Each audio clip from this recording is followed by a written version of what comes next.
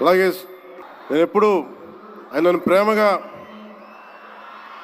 బాలయ్య అని పిలువంటారు, కానీ నాకు ఆయన ఎప్పుడు సార్ అనే పిలవాలనిపిస్తుంది. నాకు ఆయన మీద నాకు అపారమైన గౌరవం. ఎవరిని లెక్క చేయని వ్యక్తిత్వం. తను అనుకున్నది బలంగా ముందుకు తీసుకెళ్లే వ్యక్తి.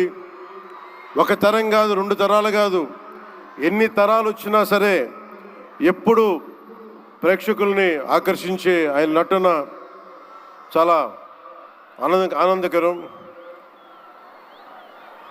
మా సోదరులు బాలకృష్ణ గారికి నా హృదయపూర్వక నమస్కారాలు. సినిమాల్లోనే కాదు, చారిటీస్లో కూడా ముందుంటాను. ఆ చారిటీస్ని గుర్తించే నరేంద్ర మోదీ గారి నాయకత్వంలోని కేంద్ర ప్రభుత్వం వారికి పద్మభూషణ్ అవార్డు ఇచ్చి, ఆయన మామూలు బాలకృష్ణ గారు కాదు, పద్మభూషణ్ బాలకృష్ణ గారుగా ఆయన గుర్తించడం చాలా ఆనందదాయకం.